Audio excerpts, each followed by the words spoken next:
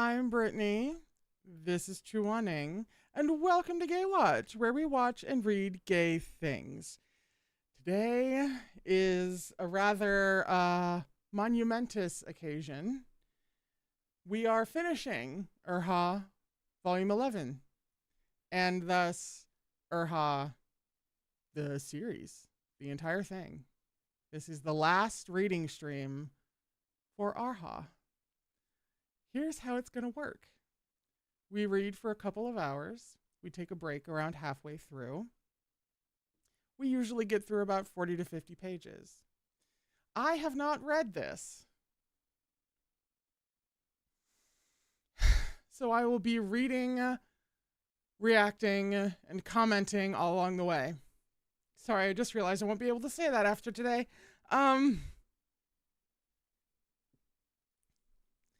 If you're looking for more queer bookish chats, there is a link in the description to the public version of the Gaywatch Discord. And then also, whenever we have reading streams, we have book chats at 2:15 p.m. Eastern Standard Time, which is a place for YouTube members and patrons to come together and talk about what we read in the previous stream. On Thursday is a very, very special one, as it is the last Erha book chat. And it is a big fuck-off party that starts at 2:30 p.m. Eastern Standard Time. It is public and available for everyone. It's come as you are. I said it starts at 2:30 p.m. Eastern Standard Time. I'm just reiterating for my own edification. And that's what we're doing on Thursday. There are trigger warnings down in the description box, should you need them. And we are on page 339 for chapter 7 of the Happy Birthday Wanning bonus story. Shout out to Liv, who once again has showered us all with love and generosity by gifting 20 subs to people in the chat. Thank you, Liv. How many times have you done that? I can't talk about it. I'll start crying again. So,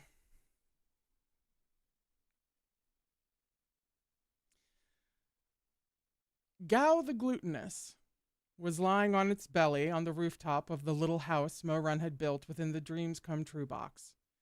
It had selected a large lotus leaf to hide under, the better to spy on the two humans who'd appeared in the box. Stealth mode activate. Mei Han Shui was mindful of his appearance and never went about with a hair out of place. After dusting off his robes to his satisfaction, he pulled his windswept blonde locks into a high ponytail.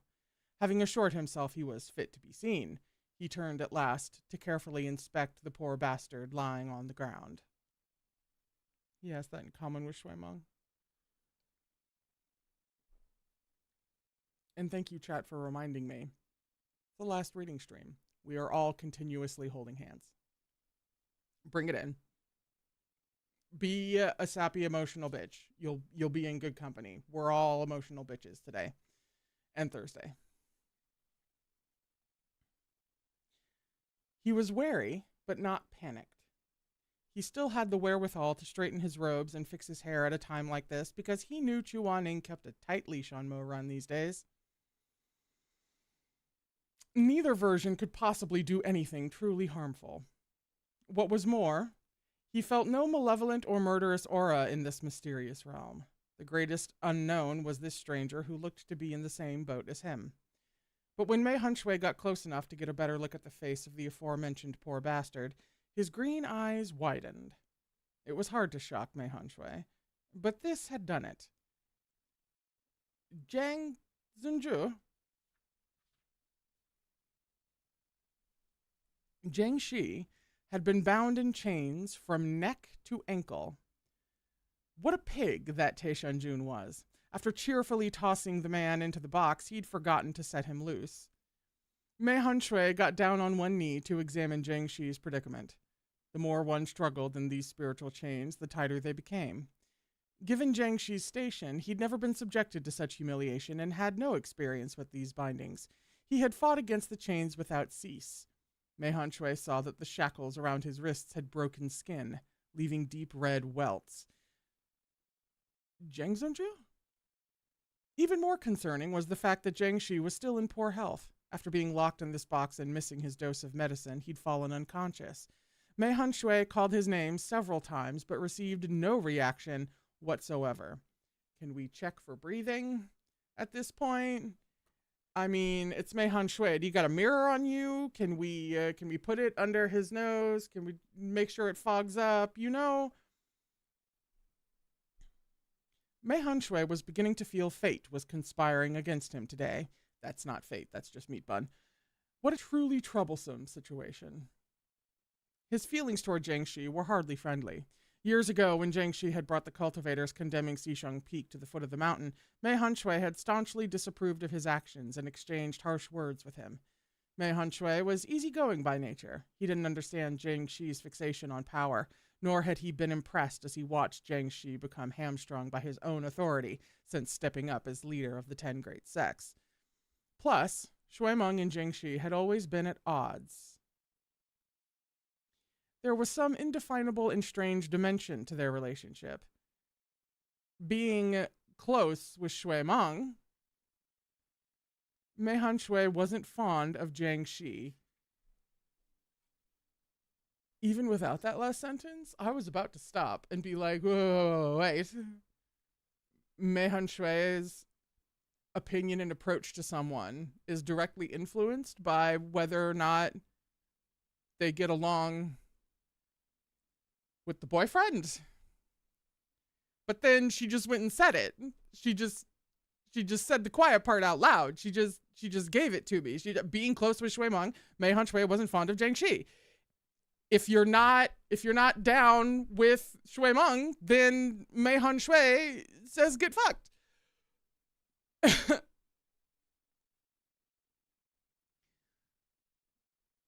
Otherwise, clever as Mei Han Shui was, he'd never so openly turn a cold shoulder to the man who was simultaneously the richest and most powerful figure in the cultivation world.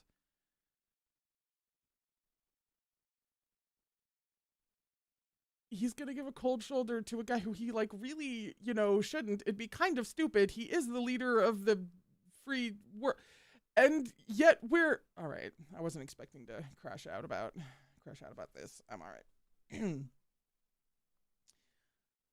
He felt a headache coming on. Why did he have to come across Jiangxi here of all places? It seemed he had no choice but to deal with the situation. Mei Hunshui pressed his fingers to the side of Jiangxi's neck, just above his intricately layered collars. His pulse was erratic, his skin feverishly hot. Not a good sign. Mei Hunshui drew back his hand. "Wake up," he said. No response. "Zheng Zhenju, wake up!" Mei Hunshui knelt and touched his fingers on the pulse point on Jiangxi's wrist to try one of Tashui Palace's healing techniques. But as soon as he began passing along spiritual energy, he sensed a fiery, roiling energy in Jiangxi. Strong demonic qi was circulating within his body. What has happened to this man? Exactly.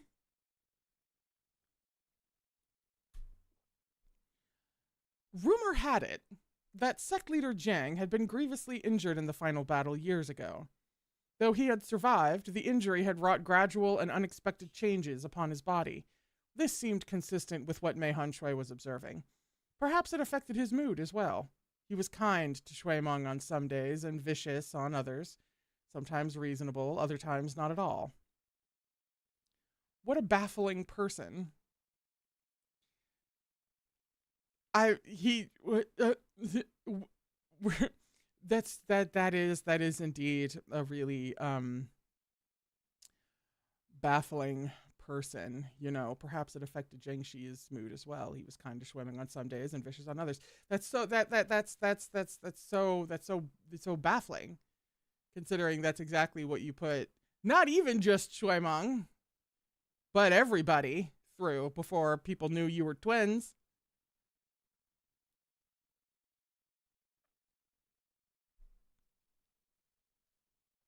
Fortunately for Jiangxi, Mei Hunshui was adept at water elemental healing techniques.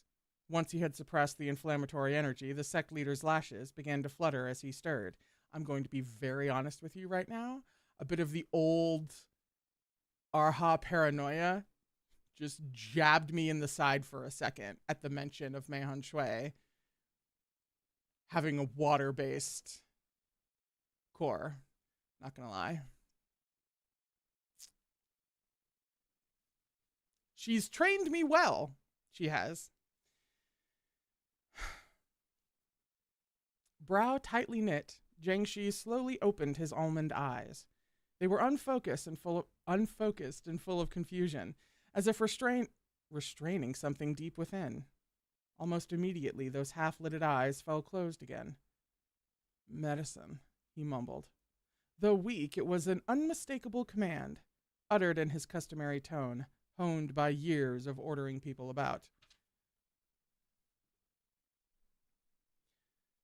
Mei Hunshui was both exasperated and amused. "I don't have any." Jiangxi didn't react immediately. Only after a moment did he register that this was not a voice he expected to hear. His eyes flew open, and he was so startled he began to cough. "You!" he finally managed. "Who'd you think it would be?" As soon as Mei Hunshui asked the question, he realized Jiangxi had been half awake when he uttered the command. In his feverish state, he must have mistaken Mei Hunshui for someone from Guiyue. Jiangxi's chapped, bloodless lips parted. "I thought you were..." Before he could finish, an awful heat rose in his chest. He began to shiver, cold sweat soaking his robes. Screwing his eyes shut, he bit his bottom lip, as though doing everything in his power to contain his suffering.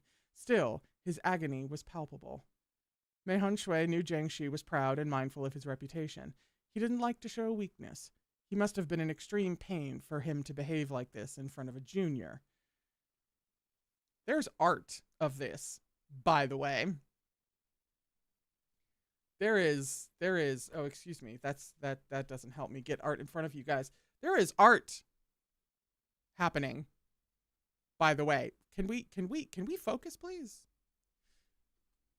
Probably because I'm holding it in a weird way. Focus, please. Thank you. I will take literally any drawings of Mei Hung Shui, any art of Mei Hung Shui is very welcome. Art of Jingxi just reminds me about how pretty that man is, and his entire personality, soul, being, personhood runs so counter to his appearance that it clocks me whenever I see him.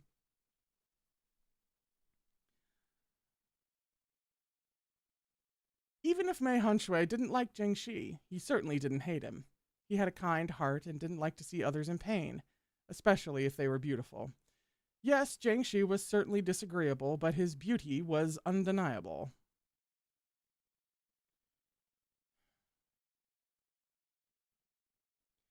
He sighed.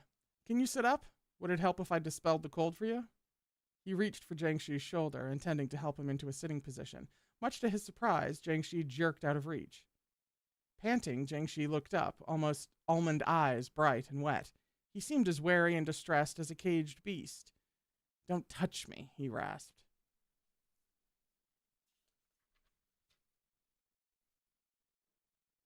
Mei Hung Shui blinked. Take 3 steps back. Stay away from me. But you're sick, said Mei Hung Shui, a faint wrinkle in his brow. Do you have medicine? Jingxi snapped. Strands of dark hair were plastered to his forehead, and the tendons stood out on his neck. I don't? Then get lost. The fuck happened to this man? That's a scene break, by the way. 5 hours until Chu Wanning's birthday.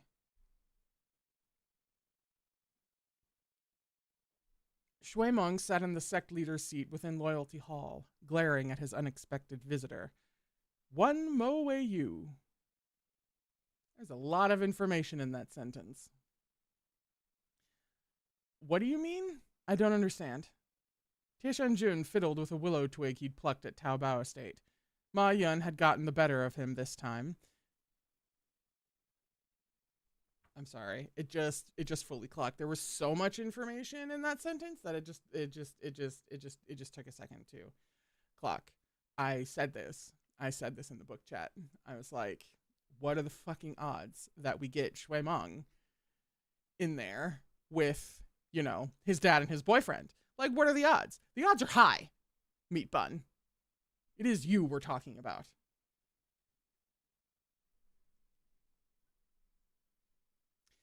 Ma Yun had gotten the better of him this time. Tieshanjun had gone all the way to Taobao Estate to take him hostage, only to learn that Master Ma was out traveling. He'd taken stock of his options. Out of the remaining SSRs, Shui Meng would be the easiest to capture. In fact, Tieshanjun might not even need to capture him. He could hoodwink him easily enough. He thus changed course and made for Xishang Peak. Shui Meng glared at him. What do you mean you're inviting me to go into that box and check it out? I'm extremely busy. I don't have time to play games with you. This venerable one guarantees that a wonderful surprise awaits you in that box, Tieshanjun said inscrutably. Shui Meng had been in the middle of reviewing scrolls and was already short on patience. Is something wrong? He didn't say, with you. A thought had suddenly occurred to him. His birthday was coming up, wasn't it? And Mo Run had come by before to ask him what he wanted. Sure, he had tried to be subtle and hadn't said outright that he was looking for a gift for Shui Meng, but who else could Mo Run possibly have had in mind? So was this unassuming-looking box his birthday present? The way Tieshanjun really had it clocked. You don't have to capture him.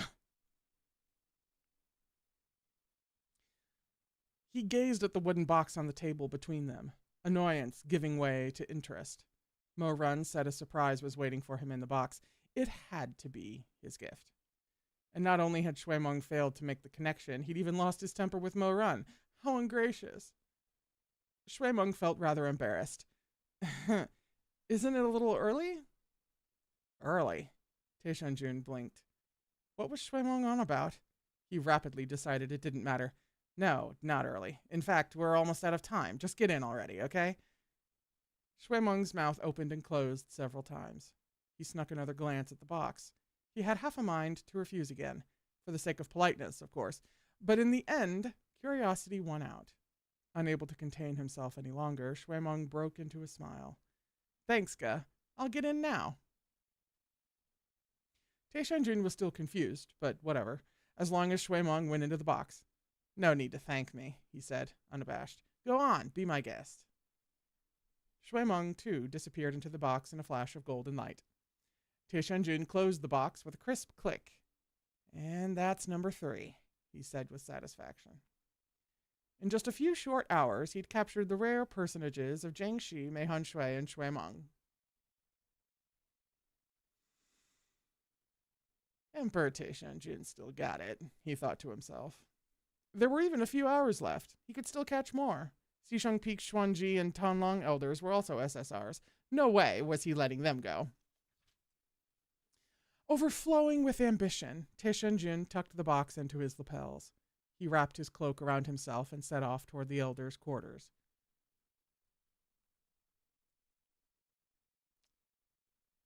Let the scene break.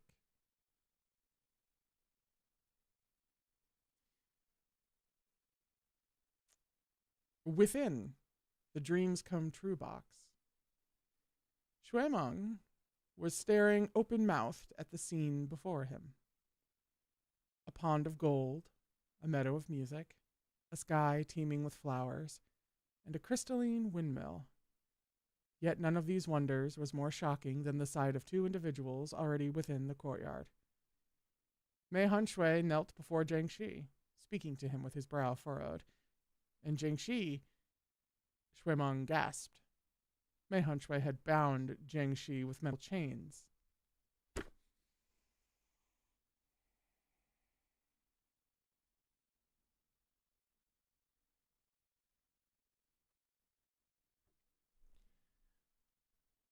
One more time with fucking feeling.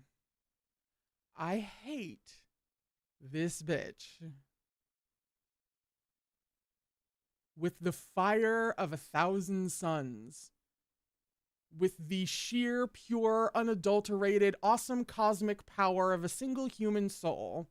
Do I hate this fucking woman?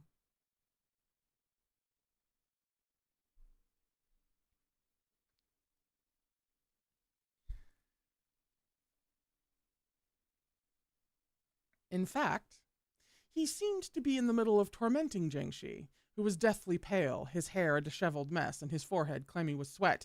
This was... Mei Hanshui, Shuemeng shouted, enraged. What are you doing? Mei Hanshui whirled in surprise. Seeing Shuemeng stalking toward him, he rubbed his nose in surprise. But before he could either express his astonishment or say hello, Shuemeng had grabbed him by his collar and yanked him to his feet. We can't get out of that. This request.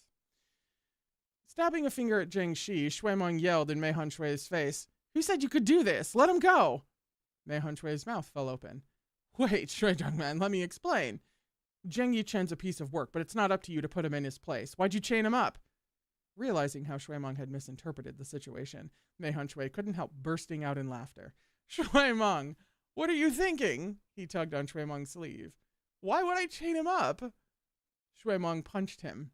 How would I know why you chained him up? I'm not a pervert like you. Let him go. What's taking you so long?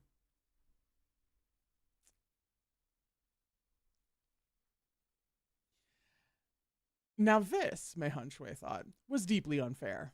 Him, a pervert, bro, he wanted to let Jiangxi go. These were Taishanjun's chains. How was anyone else supposed to undo them? The argument among the box's prisoners grew more and more impassioned. Or more accurately, Shuemeng and Mei Hanshui argued while Jiangxi closed his eyes, unwilling to acknowledge or even look at either one of them. A loud whooshing noise, quickly followed by another, interrupted their fight. Shuemeng turned, then jumped in surprise. Xuanji Elder? Tanlong Elder? Indeed, a baffled Xuanji Elder and hopping mad Tanlong Elder had appeared in the Dreams Come True box. What are you guys doing here? It was that good-for-nothing Mo Run, the Tanlong Elder raged. He showed up without any explanation and pressed that stupid box to our foreheads. He's asking for it, I'm telling you. The Xuanji Elder sighed. That's how we ended up here. As Shuemeng stared, Xuanji examined their surroundings. What is this place? Sect leader, what are you doing here? and Mei Shanjun and Zhang. Catching sight of Zhang Shi wrapped in chains, Xuanji paled. Zhang Zhenju! Uh-oh. The leader of the most powerful sect in the world had been shackled in such a compromising fashion and tossed into a field. Around him were a bunch of people from Xishang Peak. How would this look? Mei Hanshui, the only one not from Xishang Peak, tapped his nose. Mo Xiang sent me here. Although Zhang Zhenju is doing his best to ignore me, I believe Mo Xiang captured him as well. Oh, speaking of, he turned to the Tenlong elder. May I ask if you're the elder in charge of healing arts at Xishang Peak? What do you want? Tenlong looked at him with suspicion. Zhang Zhenju is in poor health, said Mei Hanshui. Healing is not my specialty. I wonder if you could help him with his injuries. Unexpectedly, the ashen-faced Zhang Shi cut in. No need, he said through gritted teeth. But you're... It will pass. I can bear it for a few more minutes, Zhang Shi said, closing his eyes. Then I'll be fine.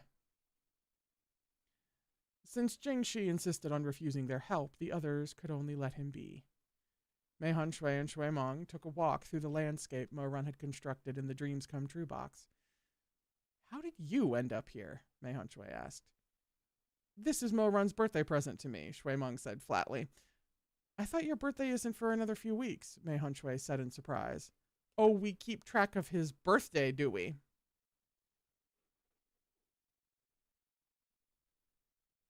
Okay, all right. Early birthday present, responded Shui Meng, scrutinizing the scenery. After Xuanji and Tanlong entered the box, brilliant stars had winked to life across the entire sky. Though the sun had not yet set, these fey-crafted stars glimmered brightly enough to be seen in the daylight. There was also a new scent upon the air, sweet and floral, unlike anything they'd smelled before. It's a nice place, said Shui Meng. I just don't understand why you all had to be sent here, too. Mei Hanshui considered this. Maybe it's to liven up the place for your birthday celebration? Thinking they've all been invited here for... Because obviously Mei Hanshui would be invited to Shui Meng's birthday.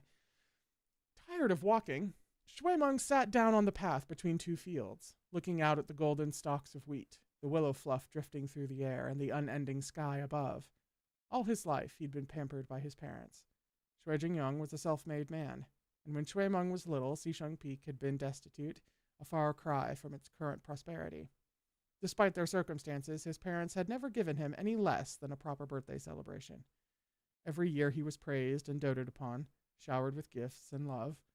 Shui Jingyong had done everything in his power to give Shui Meng the very best things, and Madame Wang had always cooked him a delicious bowl of longevity noodles. Shui Meng had enjoyed more than 20 years of this blessed existence, but now his parents were gone, never to return. Shui Jingyong and Wan Zhiqing had been like two tall, steadfast mountains on either side of the path that was Shui Meng's life. They had blocked from his view the horrors of death and decline, preserving his fearless innocence and optimism. With their departure, Shui Meng's heart had lost its battlements. Pain and cruelty had stabbed into his flesh like bloody barbs, and he came to know the meaning of futility, of helplessness, of death. This may or may not be the time, but I can't help but notice that Shui Meng lost two people who used to be by his side. And now has two different people by his side.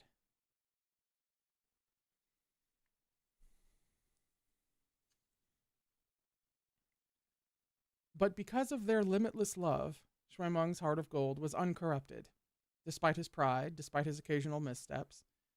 Beneath the little phoenix's boisterous exterior, Wang Chuqing's gentle kindness and Shui Jingyong's steadfast I know how to say magnanimous. Can I say another version of the word magnanimous, please? Magnanimity? Woo! This is Finding Nemo all over again. Hang on, we'll get this. It's the last stream. I'm not going to give up on a single word. Magnanimity. Magnanimity? Hey. Lived on.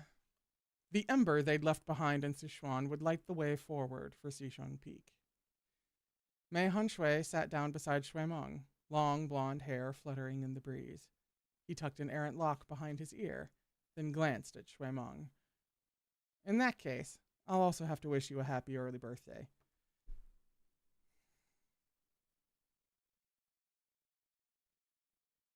I didn't read anything ahead of that. It was just simply that fucked me up. There's something there's something about like birthday moments, and I don't know why. Who can say? But like that's a thing that like kind of always gets me. I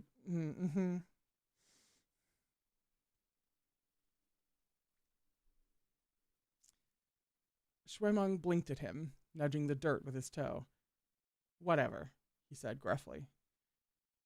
Mo Xiang must have put a lot of care into making this beautiful place for you. Mei Hunshui grinned, leaning back on his hands. A flock of wild geese passed overhead. If he wasn't your guh, I would have thought he was in love with you, spending so much effort preparing a nice surprise like this for your birthday. Shuimeng snorted. Well, seeing as he put you in here too, it's more like a jump scare than a nice surprise.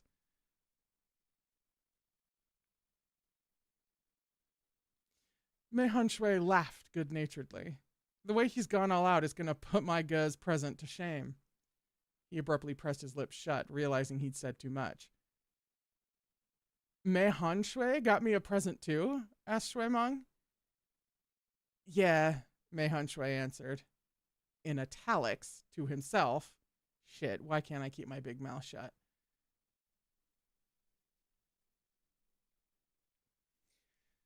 What did he get me? Can't tell you. Shuimeng glared at him for several moments before accepting that he really wasn't going to say any more. He turned away in a sulk, feigning disinterest as he gazed out at the scenery with his chin propped in his hand. But why would Mo Xiang capture Zhang Yuchen for you too? Shuimeng froze. How would I know? The Xuanji elder called for them in the distance. It seemed Mo Run had brought someone new into the box. Delicate tendrils of mist were spreading through the landscape. If it's... I won't even say it. Shuimeng took this opportunity to end the conversation before Mei Hunshui could ask more about Zhang Shi. He got to his feet and brushed dirt from his robes, then strode toward the courtyard.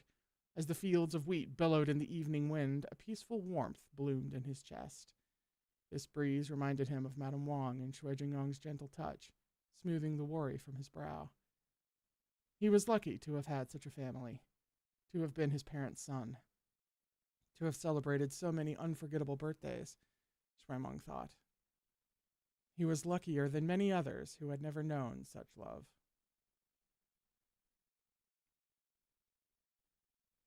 It's the end of the chapter. What the fuck is she trying to do to me?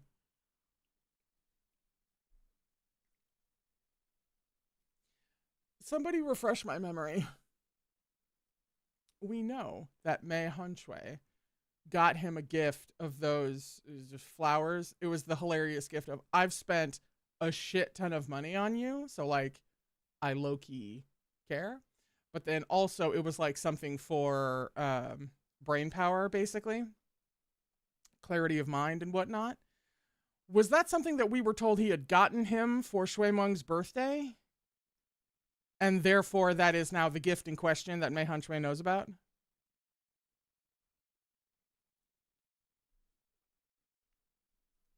I believe so. Unless there's, some other gift from Mei Hunshui that she wants to give him. Oh my god, it is. No, sorry. He got those already. Thank you, chat. He got those already. He got that gift already. That's right. Okay.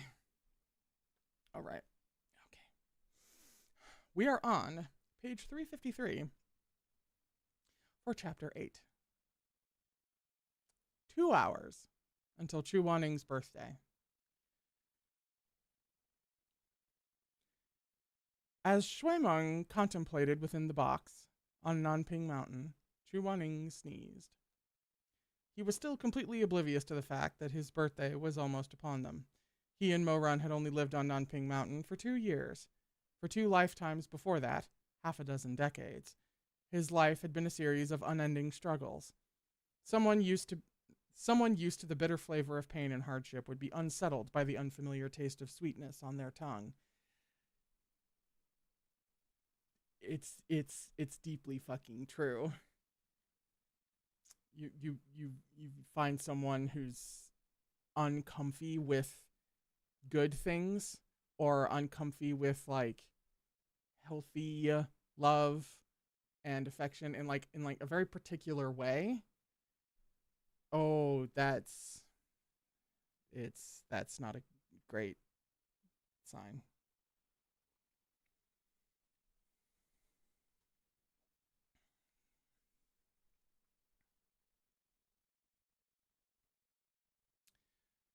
He was precisely one of those people who, according to Shui Meng, had never known such love. The Chuaning of the past would certainly qualify, at least. The night wore on. The hour at which Mo-Run's personalities would switch was drawing nigh, yet he still hadn't come home. Chu Wanning stood before the bamboo gate to their courtyard. He was wearing only a thin robe, holding Goto in his arms as he peered into the darkness, where the mist was beginning to rise. Still no sign of Mo-Run. He coughed lightly, hands curling into fists, brow furrowed. Goto licked his cheek, her tongue making a soft, wet noise as she whimpered for his attention. Everyone wants Chuaning's attention. The universe. We understand. We get it. Not just that we understand that everyone wants him, but we wants his attention. But we know we want his attention as well. Shizun, pay attention to me. You know what I'm saying? I'd kill, murder.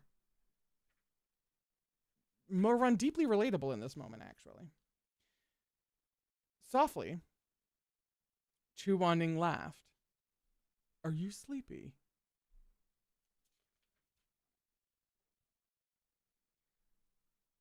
He put her down.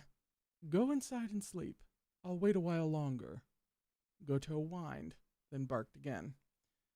In a corner of the courtyard was a pagoda lantern, its bamboo frame pasted over with silk paper. It swayed in the wind, throwing warm light over Chu Wanning's elegant features. In its glow, his face and shoulders seemed to take on a translucent sheen, making him seem gentler, less sharp than usual. Goto nudged the hem of his robes, then ran a circle around him, yipping. You won't go in. Chu Wanning picked her up again, touching the tip of his nose to the dog's damp black one. Then you can wait with me.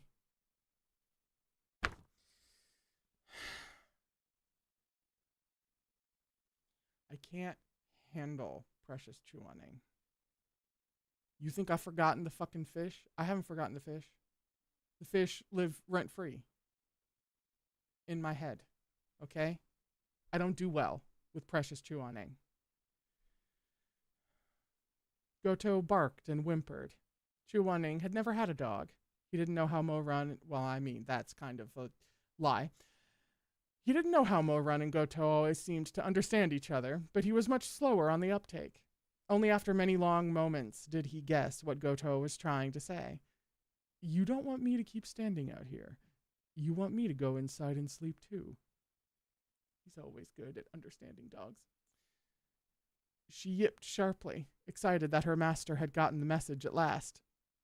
She wagged her tail and leapt out of Chu Wanning's arms, then jumped up and down on the spot. Let's wait a little longer.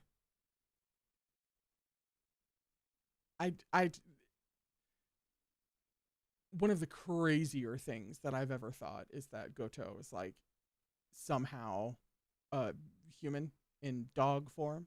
But the way that they keep translating barks into actual thoughts concerns me, even though it's probably just a cute little thing. But we've been waiting so long already. You don't want to go in and sleep by yourself? As he watched her shake her head and wag her tail, Chu Wanning recalled what Mo-Run had said to him before he left earlier that day. You should go to bed first. Don't stay up waiting. So secretive. What's he up to? Chu Wanning shook his head. Goto was still trying to tempt him inside. He cast one look at the path, then pulled the gate shut behind him. He picked up Goto and went into the cottage. Although he was tired, he struggled to fall asleep. In the wavering light of the candle he'd left lit for Mo Run, Chu Wanning closed his eyes and curled up on the bed. Gradually, he began to dream. The face Chu Wanning presented to the world was calm and controlled, but his body, which contained the souls and memories of 2 lifetimes, was restless. In the first few months they'd lived on Nanping Mountain, he'd startled awake almost every single night. Sometimes he dreamed of Wushan Palace. He'd see Mo Run's bloodless face after Shuimeng had attempted to kill him, looming over him like a ghost as the thunderstorm raged outside. Sometimes he dreamed of Tianyin Pavilion. He saw Mo Run kneeling, blood streaming from his chest as he asked through tears, "Shizun, have I paid my debts? Am I clean yet?"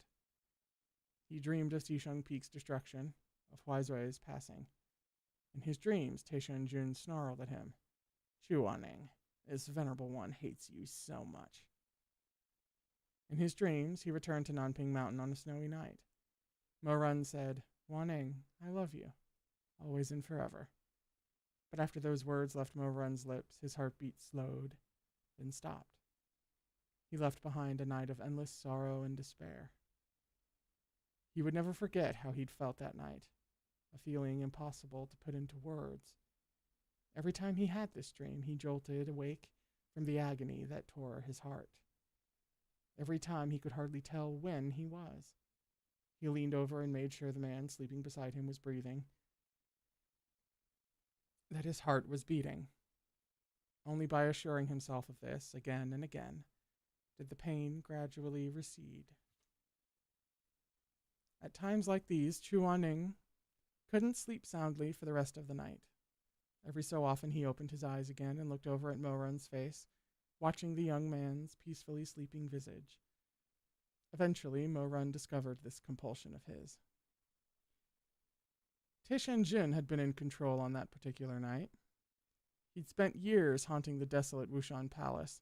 With a single glance, he knew why Chu Wanning was upset, why he was lying awake in the middle of the night. Without a word, he opened his arms and gathered Chu Wanning tightly into his embrace. Across the chasm of those years, through flesh and blood, he transmitted the steady, vigorous beat of his heart to the man in his arms, chasing away the clinging shadows of those nightmares. Taishan Jun had kissed his hair.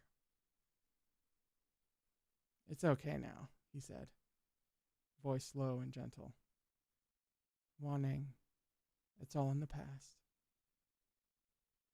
Chu Wanning hadn't said a word. Perhaps he was too easily embarrassed, too unwilling to show weakness. But Taishan Jun could feel wetness through the front of his robes, warm tears soaking his chest. The tears themselves weren't hot, yet his heart seemed to be burning, vibrating with heat. He felt an endless ache and endless love, but he didn't know what he should do. He'd only ever known how to take possession by force. Providing comfort, making oneself into a safe haven, was much more difficult. He clumsily patted Chu Wanning's shoulder, lips ghosting over the crown of his head, then his ear, before at last dipping down to capture Chu Wanning's slightly cool lips.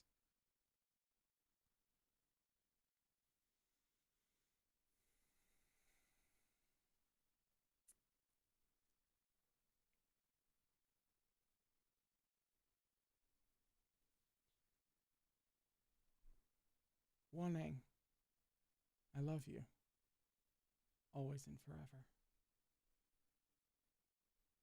Between kisses, Taishan Jun murmured those words to him again and again. He felt the unyielding man in his arms trembling beneath his palms. Taishan Jun could hold back no longer. Following the same gentle rhythm with irresistible fervor, he took him once more. From that day on, no matter which of Mo Run's personalities was in charge, he held Chu Wanning as they went to sleep. Every night before bed, he said, "I love you, always and forever." The sweetness of the present would gradually dilute the bitterness of the past. And as Mo Run repeated this nightly refrain, what had once been a dying man's last words became a promise of eternity.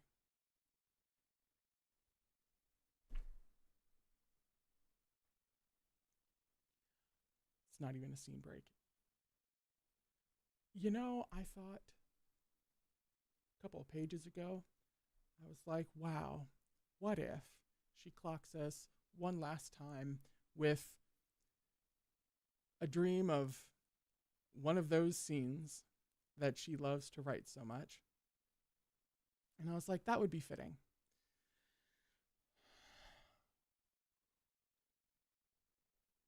But no, no, no, no, no.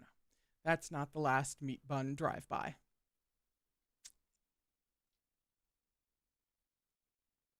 We got to make you feel things. We got to choose violence in a different way.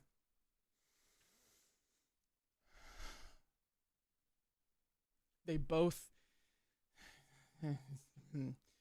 She could not give us any more on the Taisha and Jin redemption arc, for lack of a better phrase. And I would cling to that forever, as that is, there is no greater thing she could have done to, at bare minimum, communicate what would eventually happen. If we actually see it on the page, I'm not going to be okay. But that is validation for me, vindication for me.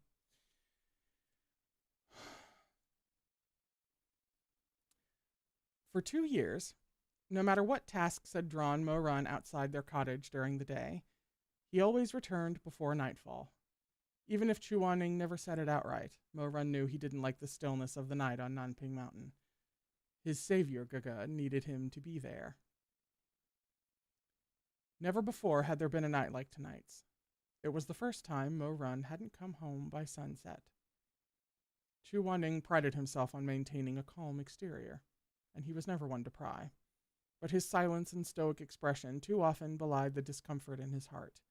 And this night, after such a long time, Chu Wanning once again found himself in the grip of a nightmare. In his dream, Mo-Run wouldn't wake up no matter how Chu Wanning tried to rouse him. The scar Tianyin Pavilion had left on his beloved's chest was so awful, so gruesome. He ran his fingers over it, choking on a sob. Mo-Run, he mumbled, over and over again. Mo-Run. Someone in the dream seemed to take his hand. Someone pressed close and kissed him softly on the lips. Surrounded by grief and darkness, Chu Wanning looked up, despairing. He saw Mo-Run's eyes flutter open once more to gaze at him tenderly. Shizun, it's okay now. It's all in the past. It's all in the past. Rousing slightly, Chu Wanning felt that his lashes were damp. So he'd only been dreaming. He sighed, chest aching dully. As he tipped once more over the precipice of slumber, he suddenly realized that he was lying in a warm, familiar embrace. With a start, he lifted his wet lashes. His phoenix eyes met Mo-Run's purple-black irises. At some point, Mo-Run had come home. Did I wake you? Taisha and Jun didn't wait for Chu Wanning to answer. Every time, she uses Mo-Run and Taisha and Jun interchangeably. He didn't have much time left, so he cut straight to the point. Dipping his head, he murmured in Chu Wanning's ear, "This venerable one has a surprise for you." "What?"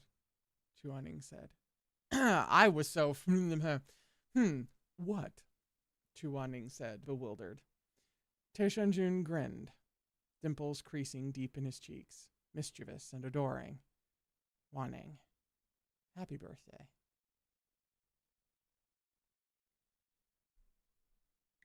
The bell of some distant temple tolled. Midnight had arrived. It was time for Mo-Run's personalities to switch. Before Mo-Run could say any more, the haughty edge in his gaze that belonged solely to Taisha and Jun blurred into Mo Zongxia's gentle softness. Mo Zongxia blinked, trying to make sense of the fragments of memory from the past day. They made little sense out of context. He couldn't piece together what exactly he'd done as Taishanjin. But he was gazing at his beloved now, and boundless joy filled his breast. He pressed his forehead to Chu Waning's. Waning, he said in a small voice. Happy birthday. Moran paused. He thought for a moment, then added, I made a gift for you. Originally, he'd planned to tidy up the Dreams Come True box during the day, then bring Chu Wanning inside. But he hadn't expected Chu Wanning would be awake at the hour of the changeover. Thus he blurted out these words as if it was the most natural thing in the world. The tenderness he felt for Chu Wanning swept all else aside. He couldn't contain himself. Not even for a moment. Impulse control, huh? Or lack of it?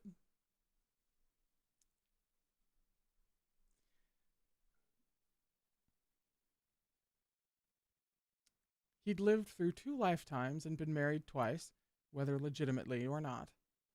In the past life, they'd entangled day and night for 8 years. In this life, they'd been inseparable for the past 2. But at that moment, he was like a nervous kid confessing his feelings to his crush for the very first time. He was almost overeager, his fingers clammy and trembling. It's not completely done yet, but I'll bring you over to take a look. How does that sound? Only then did it dawn on Chu Wanning. Today was his birthday. Once he got over his confusion, he felt both amused and mystified. But above all, he felt like he was basking in 1,000 sunbeams, his chest flooded with warmth. So that's what's been keeping you so busy. Marun laughed. Shizun, do you want to see? Chu Wanning sat up, the loose hair framing his face dark as ink. Sure, he said with a smile. What did you make? A fantastical surprise. Marun led Chu Wanning into the courtyard. Goto appeared to be sound asleep, hiding her face under her paw. Marun ducked into a thicket to retrieve the Dreams Come True box. A screech broke the nighttime peace on Nanping Mountain. Shit, where's my box? Goto snored a little louder. Everything's fine, she thought to herself. It's impossible to wake a dog that's only pretending to sleep.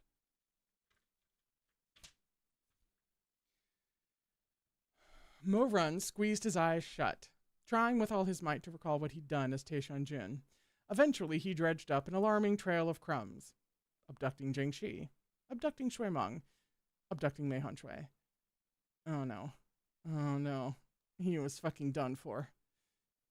Are you okay? Asked Chu Wanning, frowning slightly. Marun buried his face in his hands. I seem to have done some outrageous things yesterday. He rummaged through their bedroom, frantic. At last, he drew the Dreams Come True box out of his Chankun pouch. This is what you wanted to give me? Originally, yes. Not now. Now who knew what kind of terrifying sight awaited them inside? Marun swallowed. He had half a mind to leave Chu Wanning behind and enter the box alone, but since he'd already said this was his present, it seemed improper to leave his Shizun aside. He could only pray he hadn't done anything truly catastrophic. Steeling himself, he said, There's not enough time to explain right now. We should go inside together and take a look. It seemed improper to leave his Shizun inside. What other impropriety? After what you've been doing to Chu Wanning for, how many nights? How many days? How many rounds? I think,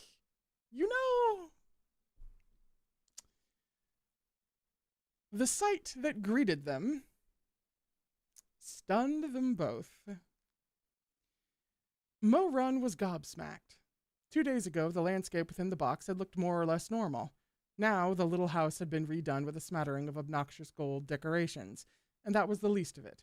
The sky teemed with flowers, the air swam with mist, the wheat fields roiled like the stormy sea, and the heavens were positively bedazzled with stars. What had originally been a peaceful, minimalist landscape had been crammed so full of gaudy colors it was an assault on the eyes.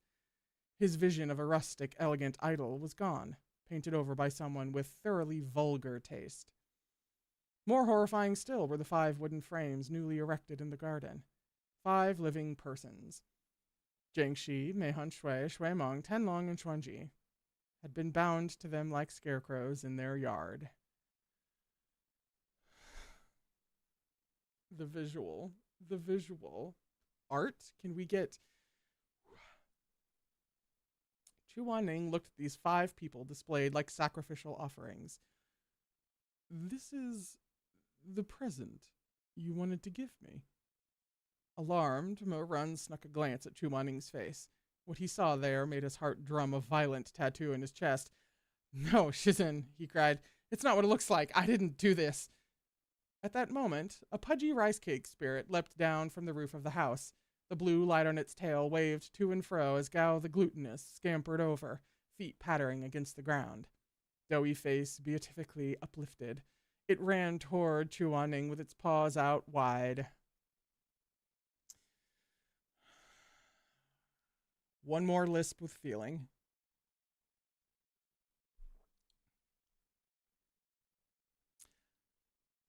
Sacred Qishenjin. Before it could throw itself upon Chu Wanning, Mo Run grabbed the rice cake under its stubby arms and held it aloft. On the verge of hysteria, Mo Run shook the rice cake. Gao the glutinous, what's going on here? Huh? Gao the glutinous failed to register Mo Run's personality change for the second time. Aren't there humans you captured? You traded them all for the things in the landscape. Mo Run fell silent, a vein jumping in his temple. At last he understood what had happened. He closed his eyes. He almost wished he could throttle his own neck. What had he done yesterday? Taishanjun was competing with his other self for Chu Wanning's favor again. Mo Run was at a complete loss for words. Meanwhile, Shui Meng, strapped to his wooden perch, had reached his wit's end. Mo Run, he shouted, furious. You dog! What the hell are you doing? Get me down from here! Gao the glutinous blinked at Shui Meng and the others, then explained to Mo Run. You put them up there for a couple hours ago.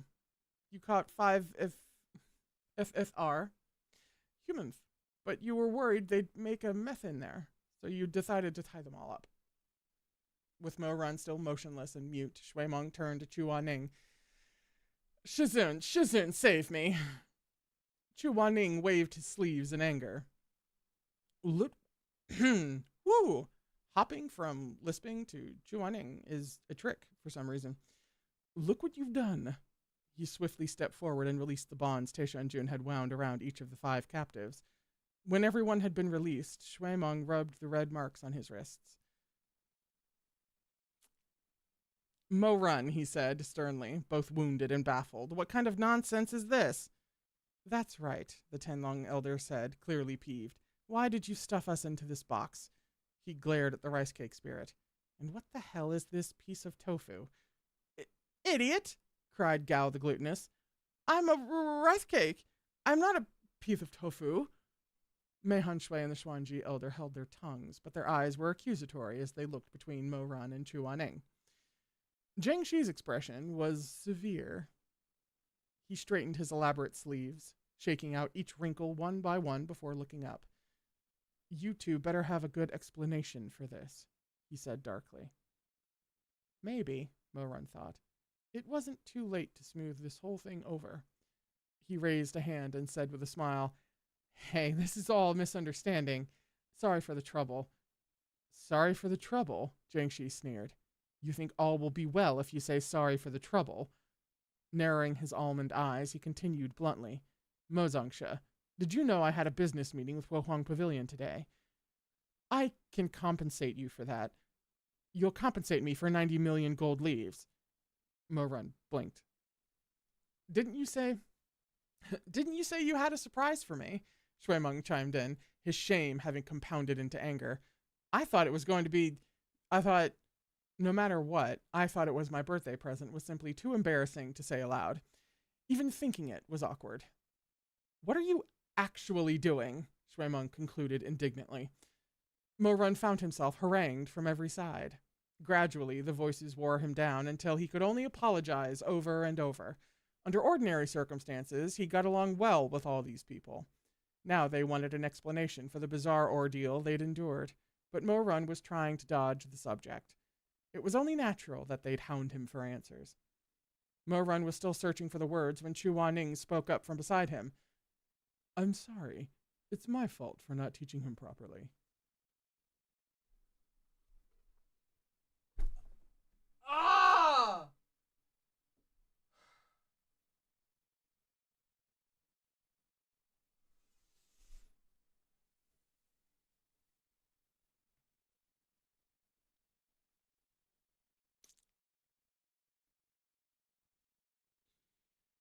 The angry crowd fell silent. Only the soft tapping of Gao the Glutinous's feet could be heard as he continued to run little loops around Chu Wanning. Shizun, Mo Run turned to him. I'll find a way to pay you back for the time you've wasted here, said Chu Wanning. I hope you can all forgive me.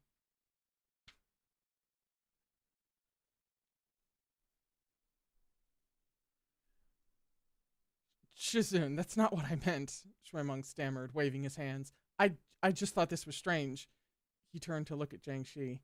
You can't put the burden of those 90 million gold leaves on my Shizun. My Shizun has no money. The richest man in the world pretended not to hear Shuimeng at all. Jiang Shi looked hard at Mo Run, then turned his cutting gaze to Chu Wanning. Yet before he could speak, Mo Run stepped in front of Chu Wanning. I'm sorry, Jing Zhenju. I'll find a way to pay you back. I just ask that you not make things difficult for my Shizun today. Jiang Shi narrowed his eyes. What do you mean? Quicker than Chu Wanning could stop him, Mo Run said quietly, because today is my Shizun's birthday. This announcement was greeted by silence. Nobody fucking knows this, Mo Run. He's never properly celebrated his birthday before, Mo Run continued. So, Jing Zhenju, I promise I'll compensate you properly for your losses. I'll personally go to Huohong Pavilion to apologize. I'll do anything. Mo Run, Chu Wanning interjected weakly. The young man standing between Jiang Shi and himself seemed utterly defeated. I just ask that Jiang Zhenju overlook my errors for tonight. Would that be all right? Today was Chu Wanning's birthday. The assembly was shocked by the news. Shuimeng turned pale as joss paper. No! He stuttered out the beginnings of a few different words before falling silent. No, sweetie! Oh. One last Shuimeng humiliation. The Tenlong elder had never gotten on well with Chu Wanning. At this pronouncement, he crossed his arms. Seriously, Yuheng, why did you have your disciple abduct us all for your birthday? No, that's not it, cried Gao the Glutinous, jabbing a little paw at Mo Run. He abducted you guys because you're FFR humans who could be traded in for nice things to decorate the landscape. Shuimeng gasped. He wants to trade us in? Mei Han Shui, stroking his chin, had more or less figured it out. So that's why. No wonder more and more environmental effects appeared every time someone new came into the box. Jiang Shi was the only one still incensed. Love really is a disease. He glared at Mo Run. And Mo Zongshe, I'm afraid yours is terminal. You're hopeless. Mo Run laughed and took Chu Wanning's hand. I've been hopeless for a long time.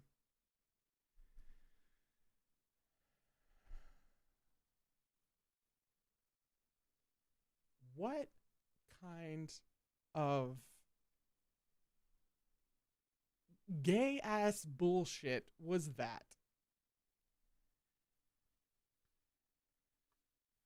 Jiang Shi turned away in a huff. Folding his hands behind his back, he willed himself to calm down. Out of the corner of his eye, he glimpsed Shuimeng gazing at Chu Wanning like an overeager puppy. He seemed simultaneously aghast that he, Chu Wanning's disciple, had nearly missed his Shizun's birthday, and contrite that he had no present to give to Chu Wanning himself. Jiang Shi was too jaded to pity him. Shuimeng was astonishingly embarrassing. But if he lost his temper now, it would put Shuimeng in an awkward position too. Eventually, he shook out his sleeves. Fine. After all, it's only 90 million gold leaves. Mo Run and Shuimeng both blinked in amazement. No need to pay me back. The money's not even enough for me to polish my shoes. Now it was Mei Hunshui and Chu Waning's turn to be stupefied. Just how dirty are your shoes? Asked Shui Meng. Jingxi turned to fix him with a vicious glare. Shui Zhongmen, there's no need to speak just to show you have a working mouth, he said, voice dripping ridicule. You... The motive behind these farcical kidnappings had been revealed in the commotion, and Chu Waning's birthday had been made known. In the end, all the captives promised not to tell anyone about what had happened, and to keep the Beidou immortal's birthday a secret. But since they were all gathered within the box, they thought, why not stay for the celebration? As Xuanji said, perhaps this was fate. I'm debating whether or not to... Stop. Hold, please. Ah, no, that's right. There's an afterword. Okay.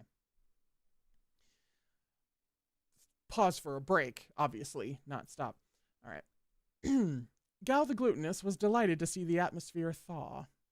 As far as it was concerned, it had completed the duty its village had bestowed upon it. Not wanting to miss out on the fun, it scurried closer in delight, only for Shui Meng to pin it with a glare. Mo-Run, Mo-Run, is this the creature you came across in the backwoods? Sure is, Mo-Run replied with a grin. Shui Meng studied the rice cake carefully, stroking his chin. It really is made of osmanthus rice cake. Gao the Glutinous brandished the blue flame on his tail. I'm the coolest kid in my village. What a coincidence, I'm the coolest kid in the lower cultivation realm. Then we should be friends, pronounced Gao the Glutinous. Then I should cook you for lunch, said Shui Meng at the same time.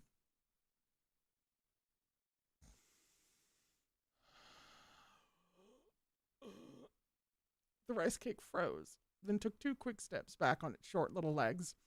A moment later, it sprinted away. Shui Meng is so scary. This is the cultivator on... This is... Cultivator on Fey violence.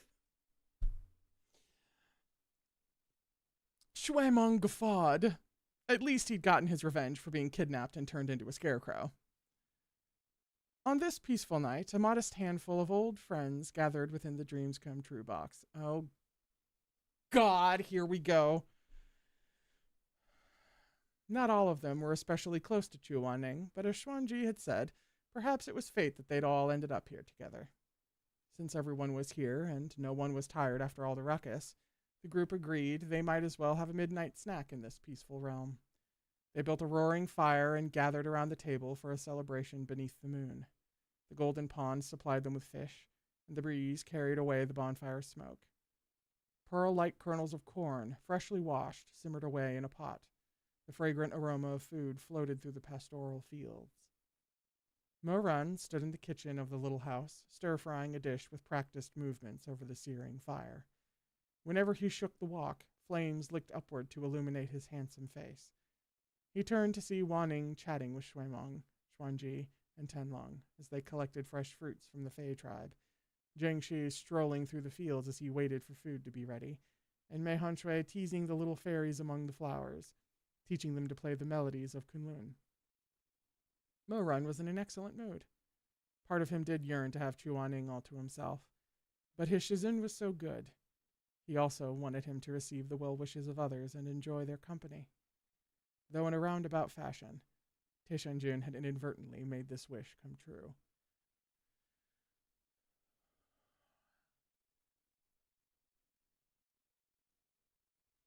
The waters within the Dream Come True box were dotted with peach blossoms, and plump mandarin fish flourished beneath the surface.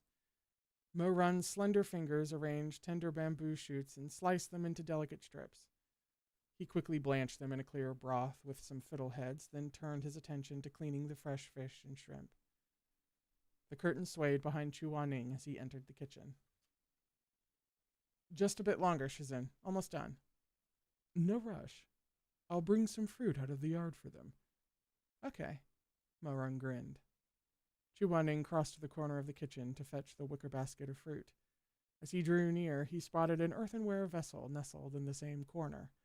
A seal around the top bore the legend in an awkward-looking hand. Happy birthday. He picked up the jar. Judging from the handwriting, it must have been from Taishan-jun. Chu Wanning broke the seal and looked in, but he couldn't tell what exactly was inside. What is this? Mo-run came over to take a look. Oh, he said in recognition, then let out a rueful laugh. I guess he succeeded in making his pear blossom rouge cured goose. What's that? A recipe my other self developed. It's a time-consuming dish. First, the goose is cured in salt, then wrapped in a lotus leaf and steamed. Then it's cooled in running spring water and thoroughly chilled in an ice bath. After the meat's cold, it's soaked in a jar with pear blossom white wine. Mo-run removed the goose from the jar. It had the cool, pungent scent of liquor. He must have made it as soon as he entered the Dreams Come True box. Quickly slicing off a piece, he tested the flavor of the cured meat and smiled.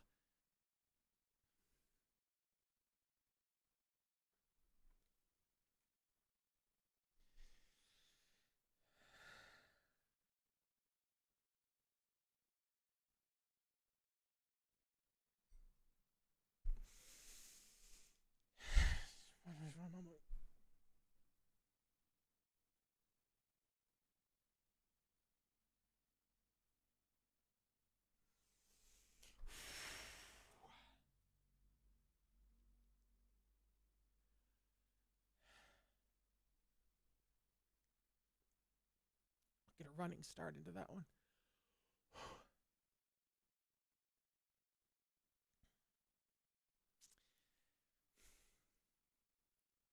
Someday soon, we'll get a running start into that one.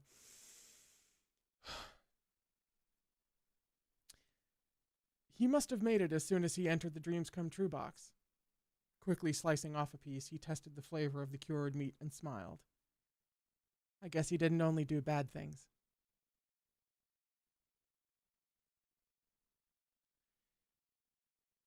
He placed the rich goose meat onto a ginkgo wood board and cut it neatly into thin slices. Between the luster of the pear blossom wine and the vivid hue of the cured meat, it really did look red as rouge, tender and decadent. Mo-run thought for a moment. Shizun, check the sauce cabinet. There should be another little jar in there. Chu Wanning peered inside. A yellow glazed jar was indeed waiting in the cabinet, also sealed. On it was written in the same crooked hand, to whet the appetite. He shook his head, chest welling with boundless warmth. Chu Wanning handed the jar to Mo-run and watched as he used a little bamboo spoon to scoop some of the sauce Taishan-jun had prepared the day before. Mo-run carefully drizzled it over the cured goose, the sauce napping the rich meat. Its aroma, coupled with the heady smell of the wine, was intensely fragrant. How did you come up with this dish? Asked Chu Wanning. During the hottest part of summer, there was a day you wouldn't eat more than a few bites of my cooking. Do you remember? Thinking back, Chu Wanning did. Not long ago, Taishan-jun had gone off to the kitchen in high spirits and whipped up a table full of delicacies. But the heat had left Chu Wanning without much of an appetite, and he had scarcely touched the feast. Taishan-jun hadn't said anything at the time, but in retrospect, he'd looked rather glum. I guess I felt sad that I couldn't make anything that would satisfy the person I loved. Mo-run turned to smile at him, sleeves rolled above his elbows. I pondered day and night, and I even went out to some restaurants to study their tricks. Finally, I invented this recipe. He glanced at the pear blossom cured goose. He felt suddenly apprehensive, unsure how this offering would be received, yet also expectant, eager to be praised for his other self's work. Wanning, do you like it? He asked cautiously. Chu Wanning was quiet for a while, then smiled. He carefully tucked away the 2 labels Mo-run had written yesterday. Then he picked up the plate of glossy, succulent cured goose.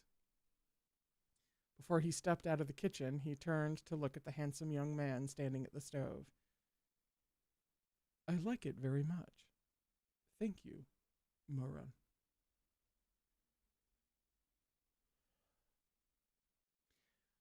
Oh, dear Lord.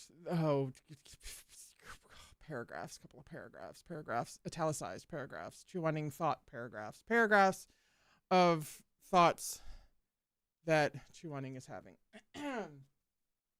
Extended. Chu Wanning thoughts.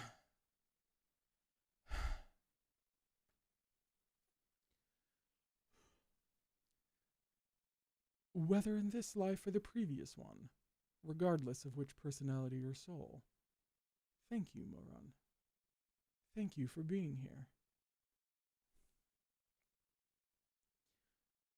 Thank you for giving me the best birthday of my life. I used to have a Shizun, but those celebrations weren't genuine. You used to have a mom, but your lives were too hard. You couldn't even eat a proper meal. Now, all that's in the past. I'll remember the day you were born, too. On that day, I was still in the temple, ignorant of the mortal realm. I had no idea the person with whom I'd spend the rest of my life had come into this world. But I'll be by your side this year and every year after. From now on, we'll always be together.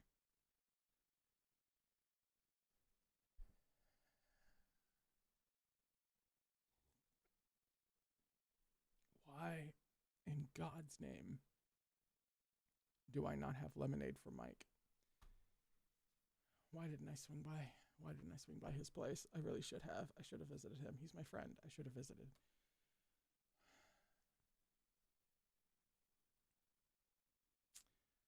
At last, the meal began. Though it wasn't anything extravagant, very few had ever tasted Moran's cooking. He was an excellent cook, and as this was Chu Anning's birthday meal, what he'd made was even more delicious than usual. Even Jiang Shi, accustomed to eating all sorts of exotic delicacies, couldn't stop his almond eyes from widening. He glanced at Moran from across the table in apparent disbelief. He had half a mind to ask if Moran might consider becoming a cook at Gaywatch, an offer that would naturally come attached with a mind-bogglingly high salary. But Jiang Shi was a smart man. When he saw how Moran looked at Chu Anning, he swallowed his words, slightly nauseated. Before he left this earth someday, Jiang Shi resolved, he needed to invent a drug that could pull love out of a person's heart by the roots. Love was a debilitating disease.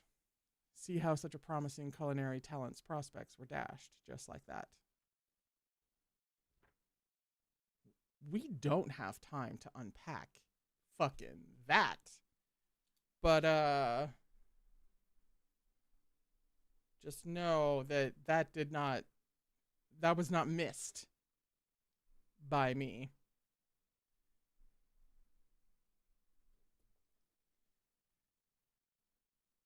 But Jiang Shi was a smart man. When he saw how Moran looked at Chu Wanning, he swallowed his words, slightly nauseated. Before he I'm so sorry. That so fucking knocked me off course that I almost reread a whole paragraph. Might as well eat his fill of this meat while he could, since he wouldn't get another chance. He looked down expressionlessly, chopsticks moving with a graceful swiftness. Just as the feast was reaching its merriest point, Shuimeng glimpsed several white blurs moving through the fields. He wondered for a moment if he was hallucinating. He rubbed his eyes and exclaimed in surprise, "So many rice cake spirits!" The little fey creatures scurried through the scenery.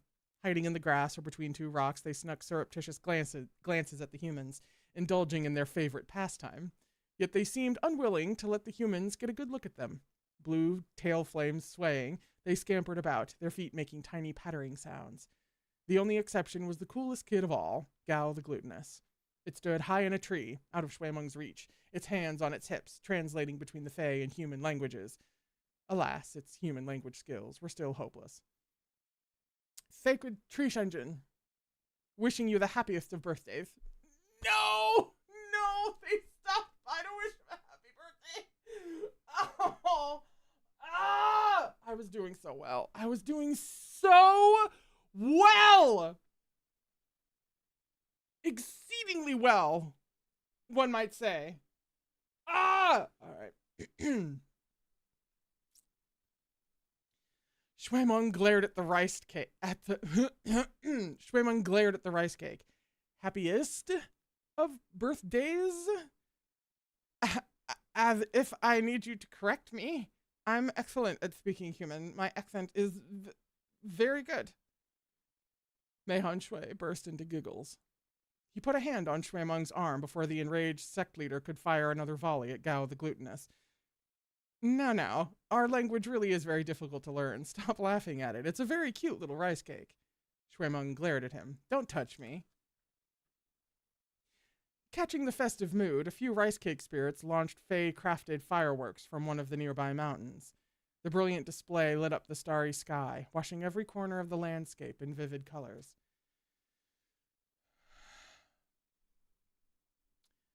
Xuanji watched the fireworks appreciatively. Raising his cup, he smiled at Chu Wanning. Yuheng, happy birthday. Happy birthday, grumbled Tenlong.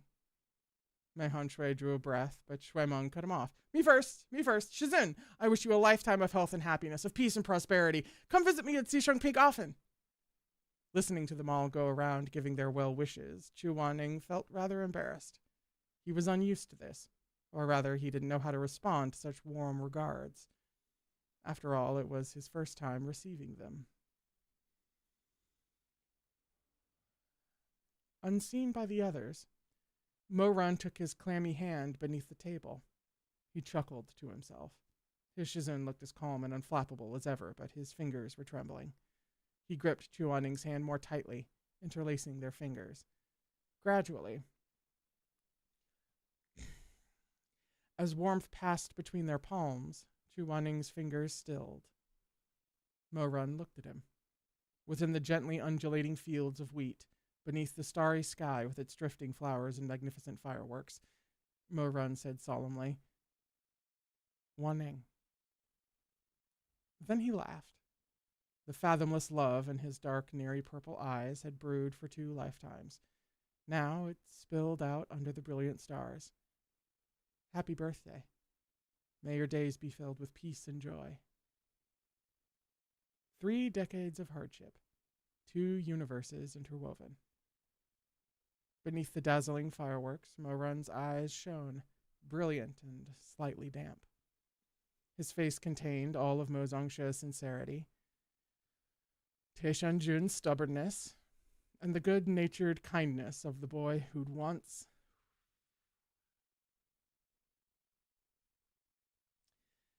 So long ago now,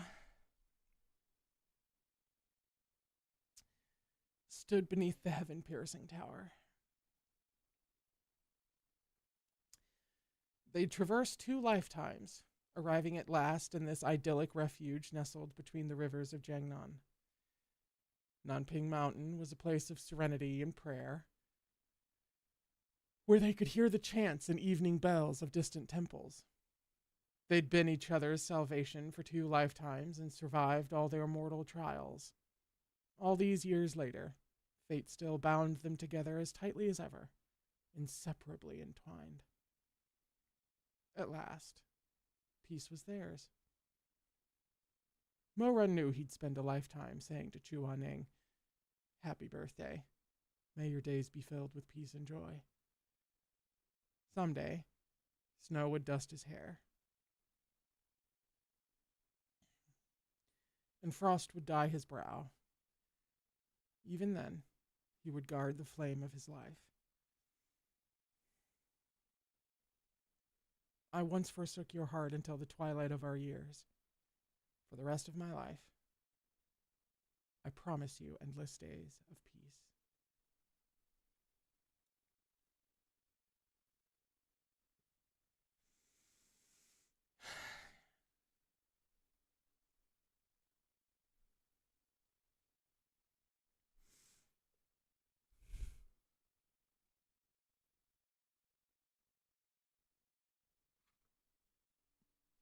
Fiend.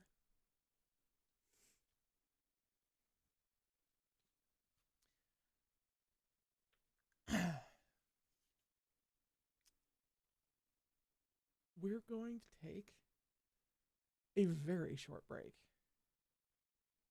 to collect ourselves before I read the afterword, because there is one, and that will actually finish out the stream. So,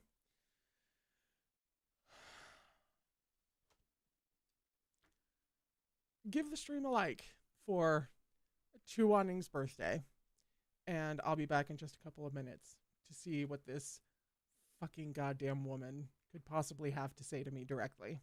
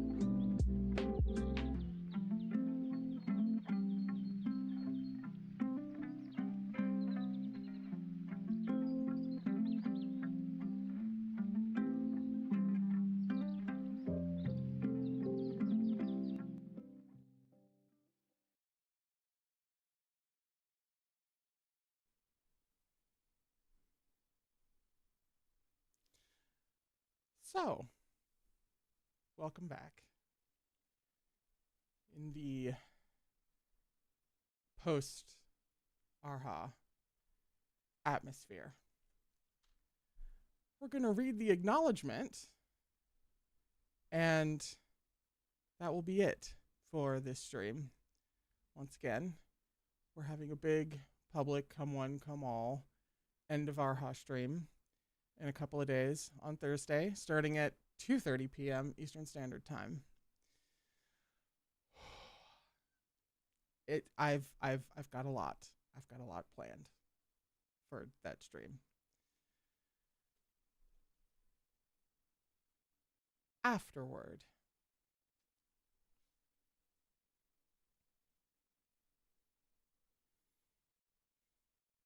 of course, I have to start with thank yous. First, let me thank the readers and everyone who contributed to the English edition of Husky. Thank you very much. And another thank you to the publisher. Thank you for inviting me to write about my thoughts on Husky's publication. In the age of the internet, every word posted runs the risk of being misinterpreted 1,000 different ways. Faced with that kind of futility and powerlessness, it feels like many people are starting to lose the desire and courage to speak their mind or even speak at all. I feel that way too. But after communicating with 7Cs via Sandy, I had a chance to sit down and think about whether I should write something to mark the completion of this book. Not about whether what I say will sound juvenile or whether my opinions will be distorted. That's right. Why lose out on the chance to write a proper afterword for my first North American publication just because of some baseless worries? So I'm very grateful to 7Cs for the invitation, because I don't think I would have written this afterword without it. Damn, she's already said a lot. Holy fuck. Of course this would be, if I am not mistaken, Erha is her most popular work. So it should not be a surprise at all that this was the first thing that they published from her. I'm not embarrassed to say it. Ever since I was little, I've dreamed of having one of my books published overseas. Oh, fucking get it with the ambition. I can't believe this dream has actually come true. What's more, another childhood wish of mine came true too.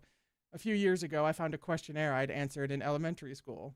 One of the questions was, what do you want to do when you grow up? And I answered, write essays all day and night. It's funny, isn't it? I was so young at the time that my first thought wasn't even about writing novels. It was writing essays. Why would that be my childhood dream? To me, answering that question is as easy as breathing. It's because I hated school as a kid. The only thing that interested me, the only thing I could be even a little bit proud of, was my writing. Imagine a penniless little kid. If all she had was one single cookie and you asked her about her hopes and dreams, obviously she'd tell you she wanted to eat cookies all day long. She's just fucking like this, isn't she? Growing up, I wasn't a good student. I didn't like the sciences, and in almost all the mock exams we did in preparation for college,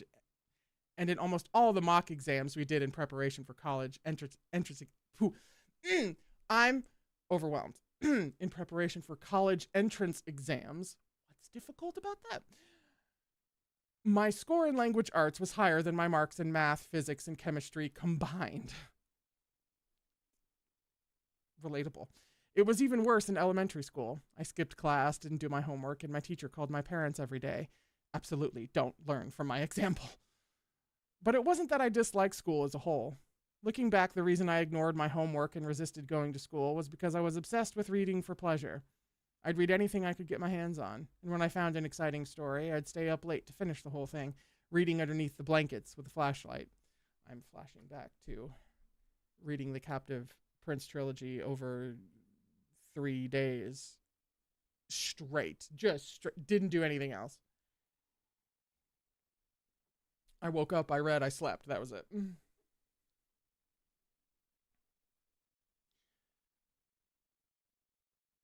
As for school, I either skipped to go read novels in the park or skipped to read novels at a bookstore. Regardless, I ran from a place that wanted to teach me to read proper academic books to somewhere else, where I could read whatever I wanted, however I wanted. Seriously, don't do what I did. It's important to focus on your studies. God knows how much effort it took for me to make up for some of the lessons I skipped. Neglecting my priorities this way, I read more and more. One day in 6th grade, as I was holding my tray to get lunch from the teacher as I always did, I was suddenly told that my essay had ranked first place in the entire city. I stood there dazed with my tray in my hands, and all my classmates listening were equally amazed. Nobody believed it could be me. My teacher was the only one smiling, a sweet, cute smile that had never been directed at me before. A terrible student had taken first place in the whole city. In the days that followed, I felt like I could have flown right into the sky. I hardly knew where I was. I wanted to get a tube of superglue and stick the certificate on my forehead. If one of my neighbors asked me if I'd eaten yet, I'd probably say, "Yes, Auntie, I just ate dinner beneath my beautiful brand new award certificate that says I took first place." After that, I knew what I wanted to do when I grew up. I wanted to write all day and night. What career could be greater than this? Don't talk about writing. I realize it's an afterword and you're a writer and this is an afterword for a book you've written, but I'm already...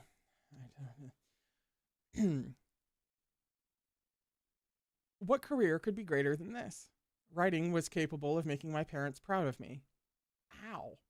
Before that, I'd never really known what it felt like to have someone be proud of me. I treasured the feeling immensely. Later, when I went to middle school, I regularly won citywide, provincial, and national essay competitions. I'm shocked. I'm stunned. What the greatest plot twist of all. My school made big red banners to recognize award-winning students and hung them outside the doors, and my name probably appeared most frequently. So frequently that even though I came dead last in every math test, my homeroom teacher, who was also my math teacher, persevered in thinking I could be taught. But it could also be that our language arts teacher defended me if he was ever mean. My ego inflated to the point that I started seriously considering writing a novel. Ha! Amazing way to put that. To be honest, I'd written novels before, but only haphazardly when I was tuning out in class or procrastinating on my homework. Just as new artists often start by copying the works of others, my first stories were inspired by poetry anthologies, the type we had to read in school. The plots were totally bizarre. For example, the female lead would recite 10,000 words in verse before falling off a cliff. What's changed, Meat Bun? Okay, so it's a male lead now, but I really don't see that. I didn't know why it took her so long to fall either, nor did I care. Such beautiful poems shouldn't be interrupted. She'd best recite 300 great verses of the Tang Dynasty before paying her respects to gravity. Oh, new vernacular just dropped. That is officially how I'm describing falling for the rest of my days. This time, when I picked up the pen once again, I did it very carefully. At least if the female lead tipped off a cliff in this novel, she'd fall right away. I made my classmates read it when I was done, though it was probably terrible. They all looked at the comment section I'd drawn nervously, unsure where to begin. Nobody asked for a sequel. But I wasn't discouraged at all. I was convinced everyone was actually just jealous of my outstanding talents, so I continued writing my awful stories with confidence. When none of my classmates wanted to read them, I serialized them through my writing assignments and forced my language arts teacher to read an installment every week. After all, she had no choice but to mark them, and she had to give written feedback. She was a more reassuring reader than any AI chatbot. Oh! Let them know! Also, this is deeply relatable, like very specifically. When I was in middle school, I had typed chapters that I handed out to students, just students. But not even stopping there. I legit asked for time, a couple of minutes at the end of class, to pitch them the thing that I could then hand them. Kid you not. 7th and 8th grade, this was. Looking back on it, the poor woman must have been exhausted. I give it to teachers as well. More relatability. She definitely took some psychological damage, so I'd like to take this opportunity to say sorry and thank you. I'm certain the principal didn't pay her extra for the mental anguish incurred from dealing with such a difficult student. Truly, to be an educator is an admirable choice.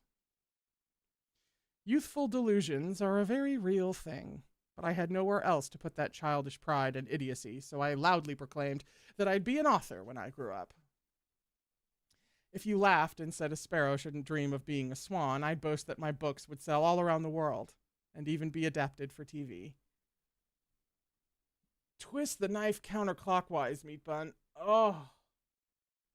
Back then, I'd heard the famous writer Eileen Chang once said you had to chase fame while you're young. I didn't know if that was true or not, because at the time I'd never even read anything by Eileen Chang. I did know that some people thought the mere mention of her name was enough to confer an air of sophistication, and of course my delusions and I wanted to sound cultured by association. I'd go around shouting at the top of my lungs, "Hey, Eileen Chung said you need to chase fame while you're young, and I'll be sure to get famous young as well." I keep scratching my head as I sit here in front of my computer typing this because it's so embarrassing, but it's also really funny. It's like I'm looking through the screen at an egotistical and annoying little twerp. That unadulterated fervor I felt back then, that courage undaunted by anyone else's attitude or opinions, still feels very precious to me. While writing The Husky and His White Cat Shizun, I possessed that kind of fervor and courage. I wasn't afraid of anyone's attitudes or opinions because I believed everyone would try their best to understand their fellow humans.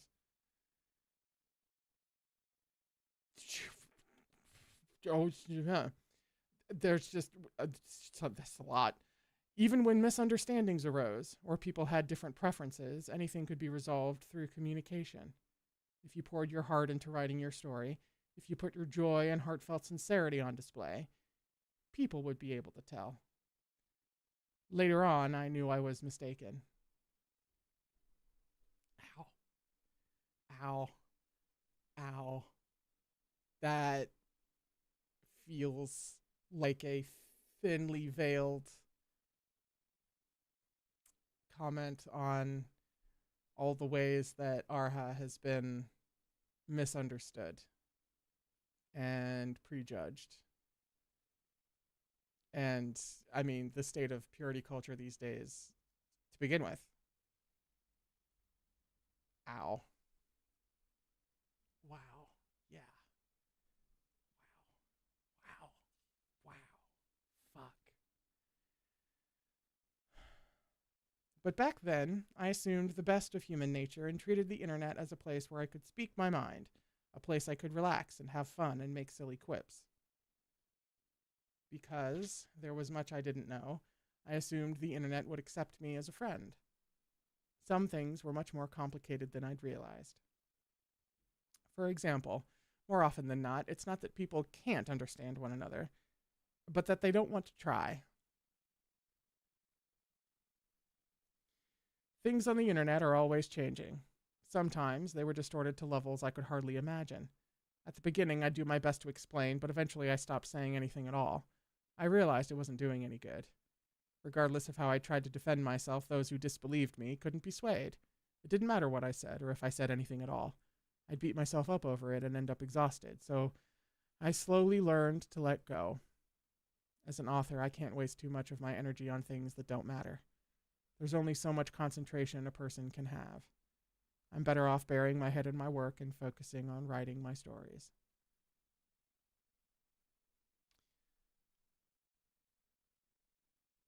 On a completely unrelated note, Taylor Swift's album Reputation is a fucking hell of an album. It's my favorite Taylor album, actually, but that's not the point. Now, my opinion is as follows. I'm delighted if you like my stories. Thank you very much. If you don't like my stories, that's fine too. Loving a story is something that needs to happen naturally, just like choosing someone to date. Other people will love my stories, and I hope you'll be able to find something that suits you as well. And if your dislike of my stories develops into a dislike of me as a person, that's fine too, because it's not like I'm dating you. Oh, my girl oh yeah, the growth. Oh yes. Good head on shoulders. I could gather that with Erha behind me, but hearing it in her words actually encapsulate the whole is I'm fucking so happy that you guys had me read this. To be honest, many things are much simpler than the internet makes them out to be. Often, the cause is simple, as are the underlying reasons. I wrote Husky because I had an interesting story I wanted to tell. I wanted to write because it was once all I had, because I wanted to earn money, because I wanted to afford nice things, because I wanted to improve the lives of my family, because I wanted to make my mom and dad proud of me, because I wanted people to read my stories and then praise me. I'd be very happy for some praise. I've never been a perfect person, but I know I've never been an awful person either. Ooh! I'm just a regular human being who pursued a lifelong dream and hobby. One day I saw a little bit of success and didn't know how to react to everything that followed. That's all. The English publication makes me feel that little bit of success has become even more rewarding. I think of creative work as a bridge that can close the gap between different cultures, helping them understand each other, and the thought that I might have added my own teeny tiny little brick to this massive bridge makes me happy. I've lived overseas. I know the world's perception of China and Chinese culture remains very superficial. Certain old-fashioned prejudices persist in Western consciousness. For example, in 1913, Sax Rohmer's novel, The Mystery of Dr. Fu Manchu, engraved prejudices into Westerners' heads. But if novels can evoke hatred and fear, I thought, why can't novels also erase these things? Can I take like 5 minutes and go and build a monument up to Meat Bun in my backyard? Like, is that cool with you? I'm Chinese. My stories mention Chinese myths and Chinese food, and the characters in my books have the values and beliefs of Chinese people. They're Mo Run, who suffered so deeply and yet still thought, when lucid, of building countless houses to shelter all the people in this world who don't have homes so everyone can smile. They're Chu Wanning, who asked, if you don't know how to save others, how can you save yourself? When I wrote about the 7 taboos of Rufeng sect being greed, resentment, deception, slaughter, obscenity, plunder, and conquest, when I said the world was so beautiful it was enough just to have flowers undyed by blood, when I spoke of a loyal heart remaining constant in life or death, I was talking about belief in kindness and belief in love. Kindness and love can persist even in the darkness of night and the coldness of winter. Wherever there are people, there will be darkness, but there will be kindness and love as well.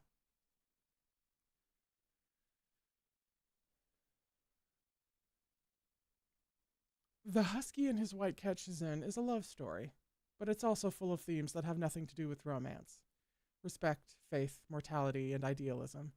Its plot, narrative structure, descriptions, characters, and core concepts involve many ideas from Confucian, Buddhist, and Taoist teachings. I never went out of my way to incorporate these things while writing. After all, I never thought there'd come a day when the book would be published in other languages. This story simply contains the uncontrived views and emotions naturally expressed by a Chinese author. To make a long story short, no matter what country you're from or what ethnicity you belong to, human nature is the same.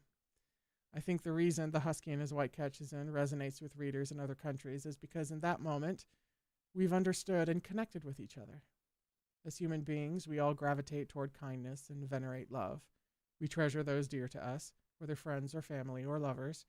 We hunger for those glorious dreams. We have the same inquisitiveness toward sex, the same fear and distaste for hatred, the same revulsion of atrocity, interest in the unknown, curiosity about human nature. And if we could all understand and connect with each other more often, there would be a little less malice and conflict in the world, and a little more respect and camaraderie.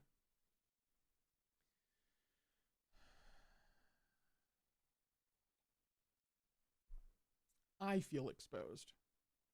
That's how relatable I am finding all of this. I feel directly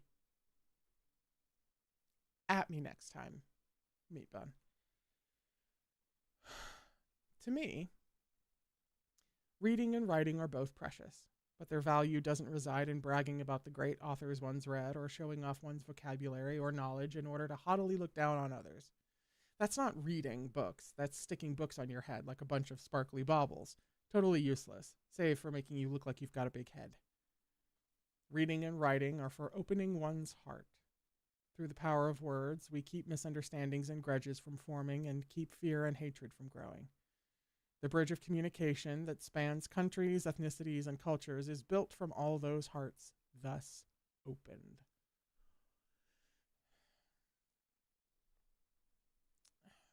You know, when you get hit by a train at every paragraph, you at least have to stop and take a breath before continuing on.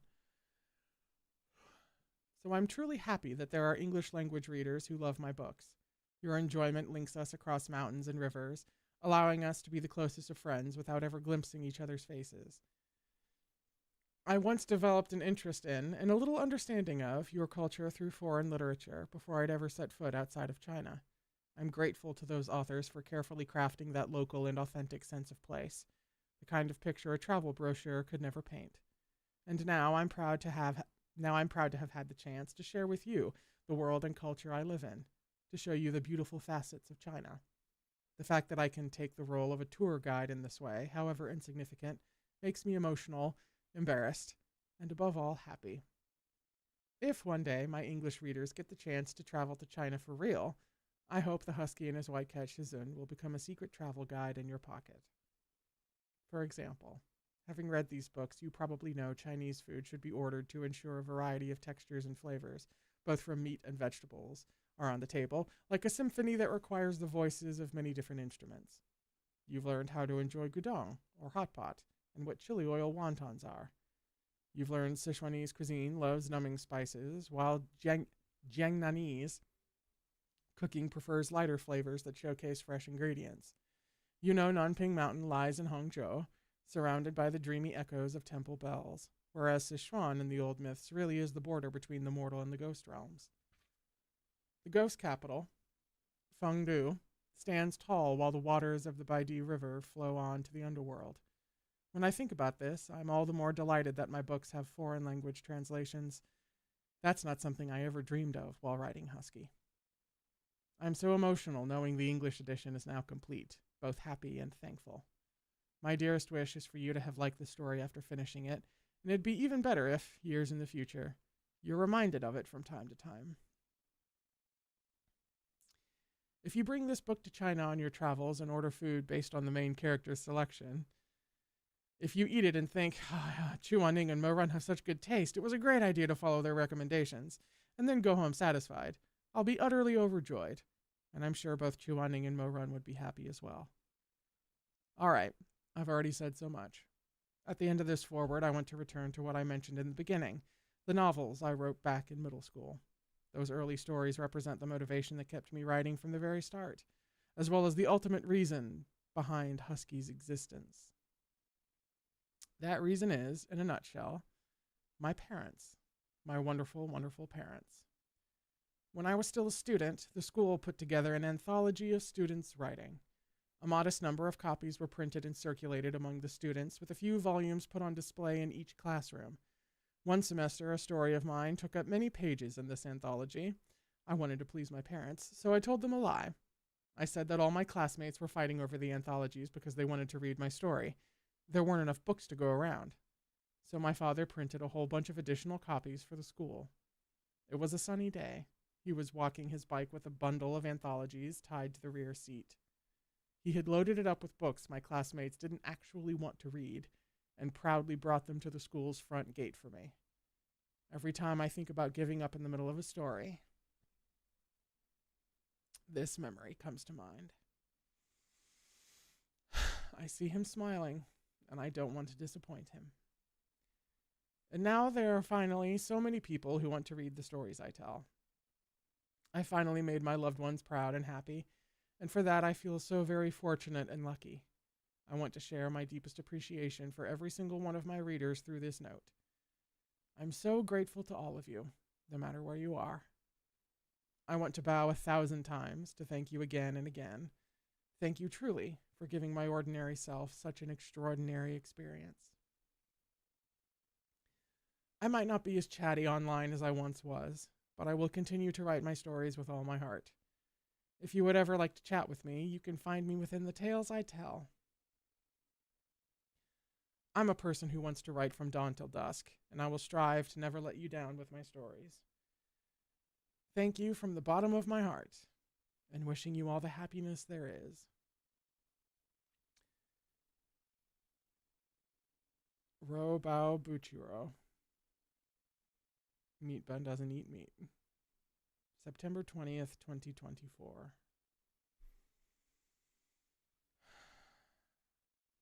Oh, do they have?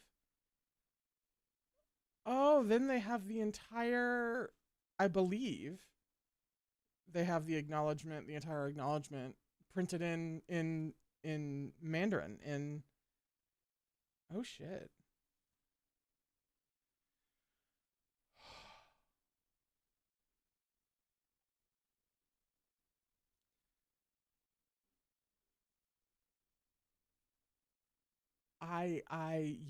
She's not wrong. Well, she's not wrong about anything, but she's really not wrong that she's in the story she tells, because outside of details, obviously, I knew this about her. Totally, completely. There's not a single actual surprise in there. She succeeded in putting herself in her work.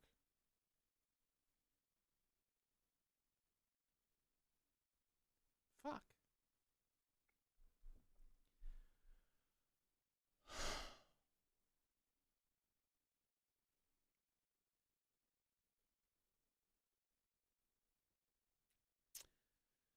So, I'm going to be here on Thursday at 2:30 p.m. Eastern Standard Time for the big Erha farewell bash that everyone is invited to. Uh, One of the reasons why I wanted to have a special stream as immediately after the last reading one was because I knew I wasn't going to have words at the end of reading it. And I don't. So I'm fobbing that off to Thursday when I might actually be able to express things. I mean, other than just crying unabashedly in front of you. So we'll do all of the hugging and crying and goodbyes and laughing and chatting about Erha as a whole and all kinds of shit, as well as giveaways. And it's the whole big, it's the graduation party before summer break. We get to do that on Thursday. I will have words on Thursday. I currently have none. So I love you very, very much. I appreciate you to fucking little pieces. Meat Bun is exactly as iconic and idealistic as I knew she would be. And I hope you're having a beautiful, lovely week. And I will see you in a couple of days.